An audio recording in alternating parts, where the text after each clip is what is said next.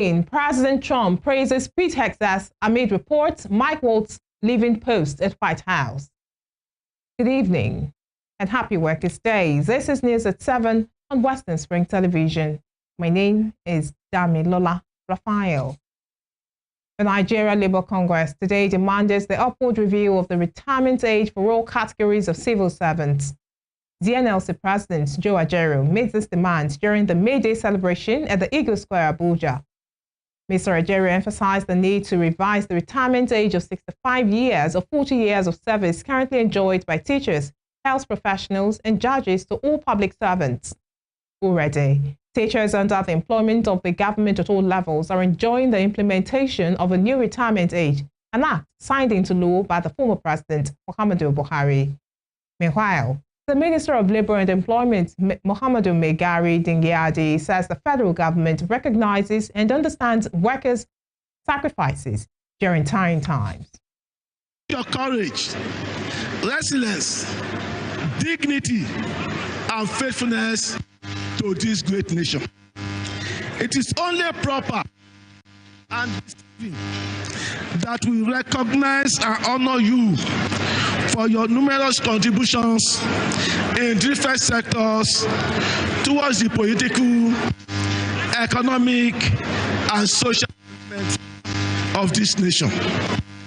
When we honor labor, we actually honor the nation, because behind every successful nation are the hands and sweat of laborers and workers. The theme for this year's celebration, reclaiming civil spaces and economic hardship, resonates deeply with the contemporary realities of Nigeria as we go through a phase of economic transformation and rejuvenation.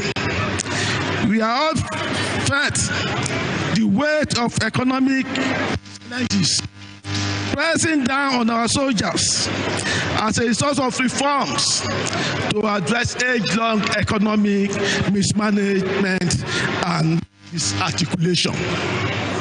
The rising cost of living has made it increasingly difficult to provide for our families. Yet, despite these hardships, your spirit remains unbroken. Every day with dedication and commitment to your work, with the hope that our collective creativity will transform challenges into opportunities. That is the true spirit of labor. It must be challenging for all Nigerian families.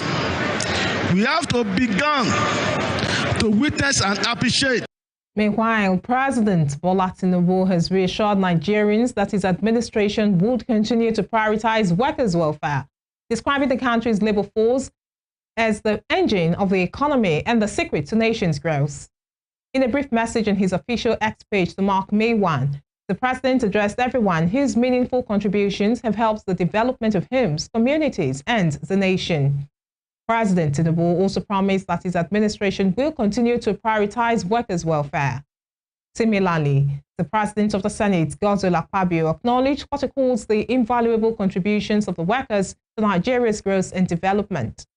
The Senate President also commended their resilience in the face of obvious challenges and promised to ensure that the rights of workers are guaranteed. For you today, not just as President of the Senate of the Federal Republic of Nigeria, but as a fellow worker, one who understands the sweat, sacrifices, and silent strength it takes to keep a nation running. I join you in solidarity and in celebration on this important occasion of Workers' Day 2025. The theme you have chosen for this year, reclaiming the civic space in the midst of economic hardship, is as timely as it is also a bold one. It reminds us that freedom is not luxury or wealth. Organize, protest, and participate in governance must never contract when times are hard. Rather, that is precisely when it must expand. For it is in challenging times that the voices of the people must be heard loudest. It is in challenge that democracy must be deepest. It is in adversity that justice must be closest. Today, I salute you, Nigerian workers in every sector.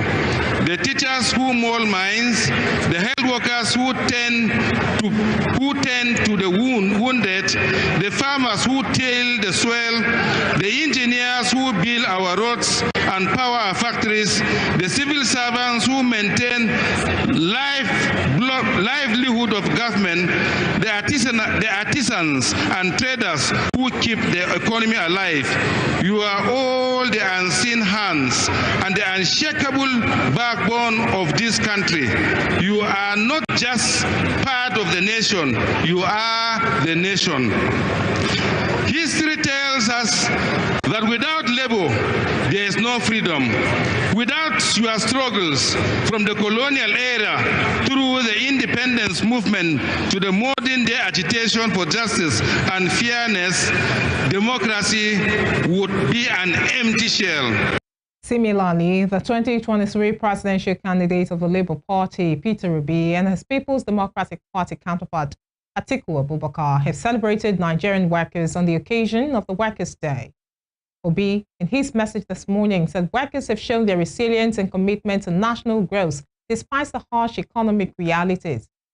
He noted that the tireless efforts of Nigerian workers, whose unwavering commitment and immense contributions drive the nation's growth and development, was worth celebrating. The former Anambra governor also decried the level of employed to reduce criminal activities and other social vices. For Atiku, he says the Nigerian worker stands as the indomitable engine propelling the nation towards its long-sought prosperity. He said despite the hardship, Nigerian workers have continued to bear the burdens of economic aspirations with silent heroism. He further urged policymakers to draw inspiration from the theme of this year's celebration and to embrace the labor force not as a metal, but as an equal partner in the journey to national greatness. Here in Osun State, Governor Ademola Adeleke has reaffirmed his administration's commitment to workers' welfare amidst the nation's economic challenges. Speaking during the 2025 Workers' Day celebration today, Governor Adeleke expressed empathy for citizens grappling with the high cost of living and stated that Osun State is prudently managing its finances without resorting to borrowing. The governor highlighted several of his administration's achievements, most especially as regards the welfare of workers and retirees, adding that he has approved more funds to cater for their emoluments.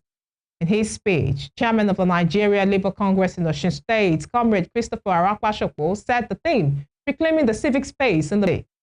He appreciated Governor Adeleke for leading a workers-friendly administration, affirming that the governor deserves a second term in office. Comrade Arakwashopo also urged Governor Adeleke to look into some of the requests of the civil servants, including housing and vehicle refurbishing loan, trainings, promotion, and recruitment into the education and health sectors.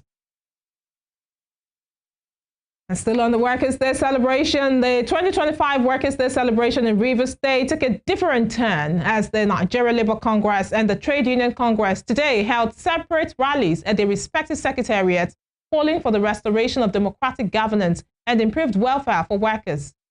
Members of the NLC gathered in large numbers at their secretariats, clad in union uniforms and carrying placards demanding an end to court and unconstitutional assaults on democracy.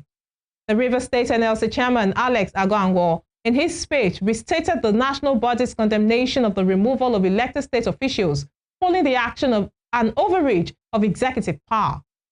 The union insisted that the suspension of the governor, deputy governor, and the House of Assembly members was unlawful and a threat to Nigeria's democracy.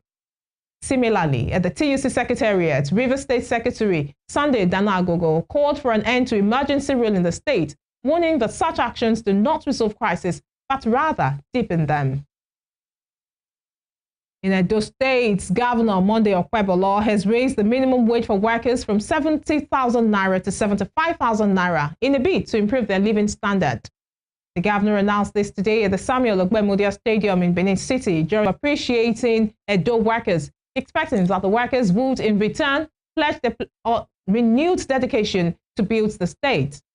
Earlier, the governor, in a statement by his chief press secretary, Freddie Tua, extended his warmest wishes to workers in the state, lauding the hard work, resilience, and contributions of the workforce. Moving on, the Independent Corrupt Practices and Other Related Offences Commission, ICPC, has commenced a comprehensive investigation into alleged discrepancies surrounding the disbursement of student loans under the Nigeria Education Loan Fund, NEL Fund. This follows a recent media report alleging that no fewer than 51 tertiary institutions were implicated in illegal deductions and exploitation related to the NEL Fund scheme. The institutions were alleged to have made unauthorized deductions ranging from 3,500 to 30,000 naira from each student's institutional fees received through the loan fund. The ICPC, in a statement signed by Demola Bakari, the Director, Public Enlightenment and Education, said preliminary findings revealed a significant gap in the financial records of the disbursement process. It explained that while the federal government reportedly released 100 billion naira for the scheme of 71.2 billion naira. In Borno State, Petata Commander of Operation Hadinkai, Major General Abdusalam Abubakar, today visited Giwa Barracks in Maiduguri to assess the damage caused by an explosion that rocked the facility's armory. An explosion has rocked Giwa Barracks in the state. Videos on social media showed flames in the sky, with people residing near the barracks clamoring for safety. Major General Abdusalam was received by the commanding officer of 73 Battalion, Lieutenant Colonel Endalha, and the Joint Intelligence Center Commander, Colonel Ahmad, who led him and other senior officers on a tour of the affected areas. Commending troops and emergency services for their swift response, General Abubakar praised their efforts in containing the fire triggered by the explosion. He also urged members of the public to stay calm, assuring that the situation is under control and normalcy has been restored. You are watching News at 7 on Western Spring Television. Still to come. President Tinubu to embark on a 2-day official visit to Katsina State on Friday.